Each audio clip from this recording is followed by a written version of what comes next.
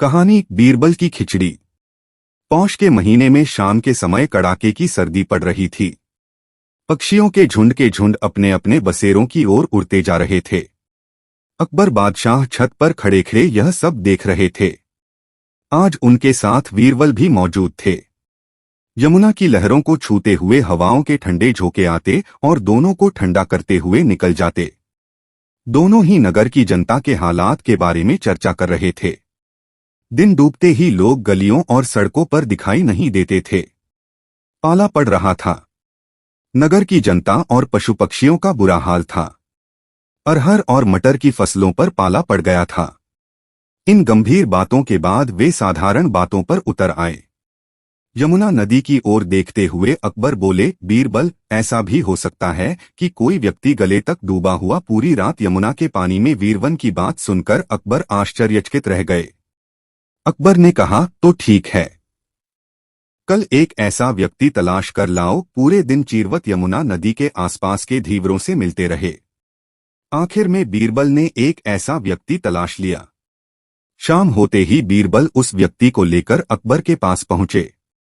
अकबर के सामने ही वह व्यक्ति गर्दन तक यमुना के पानी में उतर गया। कुछ देर अकबर देखते रहे। उसके बाद अकबर ने कई कारिंद तैनात कर दिए कि इस आदमी की देखभाल करते रहें।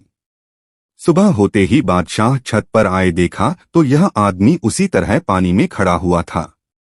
अकबर ने कारिंदा से कहा कि अब इसे बाहर आने को कहो और दरबार में लेकर आओ। कारिंदा उस धीवर को लेकर अकबर के दरबार में पहुंचा। अकबर ने उस धीवर से पूछा कि पूरी रात तुम पानी में कैसे खड़े रहे? अकबर की बात सुनकर धीवर ने कहा, जहां पनाह में तो रात भर ईश्वर का नाम लेता रहा। कभी कभी यमुना के उस पार जलते हुए दीपक को देखता रहा। इससे मन लगा रहा। इतनी बात सुनते ही अकबर बोल पड़े, अच्छा, तो पूरी रात पानी में खड़े रहने का यह राज है। दिए की लौ से गर्मी लेते रहे और मैं यही सोचता रहा कि इतनी तेज सदी में कोई पूरी रात कैसे खड़ा रह सकता है। अकबर की बात सुनकर वीरवत को अजीब सा लगा। बीरबल कुछ कहना चाह रहे थे लेकिन बोले नहीं। अपमान का घूंट पीकर रह गए। धीवर बेचारा सोच रहा था कि इनाम मिलेगा, लेकिन उसे झिड़की सुनने को मिली। शाम को बीरबल पीवर के पास गए। उसे कुछ रुपए अपने पास से दिए और कहा कि चिंता मत करना, तुम्हें इनाम अवश्य मिलेगा। बीरबल रात भर धीवर की समस्या को लेकर उपेड़बुन में लगे रहे। इस घटना से बीरबल का भी अपमान हुआ था और उसके प्रति तो बिल्कुल नाइंसाफी हुई थी। नींद के आते आते बीरबल के दिमाग में इस समस्या का तरीका आ गया था। दूसरे दिन जब दौरवत समय से दरबार में नहीं पहुंचे तो बादशाह ने हरकारा भेजा और वीरवत को आने के लिए कहलवा भेजा। जब बीरबल के पास हरकारा पहुंचा तब ये खिचड़ी पका रहे थे। बीरबल ने हरकारे से कहा कि बादशाह से कहना कि बीरबल खिचड़ी बना रहे हैं, 1 घंटे में पहुंचते हैं। हरकारे ने जाकर बीरबल की कही बात को बादशाह से कह दिया। 2 घंटे बीत गए लेकिन बीरबल दरबार नहीं पहुंचे। अकबर ने फिर हरकारा भेजा। राजा बीरबल के पास पहुंचा तो बीरबल ने हरकारे से कहा कि बादशाह से कहना कि खिचड़ी अभी पक्की नहीं है, 1 घंटे बाद आ रहे हैं। 2 घंटे और बीत गए तो तीसरी बार अकबर ने फिर हरकारा भेजा। तीसरी बार भी हरकारा वही उत्तर लेकर लौटा कि खिचड़ी पकने में अभी 1 घंटा और लगेगा। दरबार का समय खत्म होने को आया लेकिन बीरबल दरबार में नहीं पहुंचे। दरबार खत्म करने के बाद अकबर बादशाह सीधे बीरबल के पास पहुंचे। उन्होंने देखा कि बीरबल खिचड़ी पका रहे हैं। वीर ने एक लंबा बांस जमीन में गाड़ रखा था और उसके ऊपर चोटी पर एक हांडी लटका रखी थी।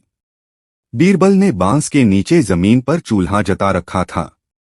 यह देखकर अकबर बादशाह आश्चर्यचकित रह गए। बीरबल बैठे चूल्हा जला रहे थे। कब वीरवत के पास आकर अकबर खड़े हो गए। बीरबल को मालूम नहीं पड़ा। जब अकबर ने आवाज दी तो बीरबल ने देखा और खड़े हो गए। बीरबल बोले, जहां पनाह आपने क्यों कष्ट किया?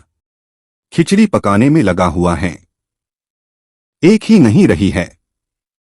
मैं सुबह से बैठा बैठा पका रहा हूं। अकबर मुस्कराते हुए बोले, तुम्हारी खिचड़ी कभी नहीं एक पाएगी। क्यों नहीं जहां पनाह, इसकी गर्मी हाड़ी तक अवश्य पहुंच रही है। आप ही सोचिए, उस धीवर को यमुना पार जलते दिए से गर्मी मिलती रही और उसी की गर्माहट से वह पूरी रात पानी में खड़ा रहा। अकबर ने बीरबल को गले लगा लिया और कहा, उस धीवर को कल दरबार में हाजिर होने के लिए बुलावा भेज देना।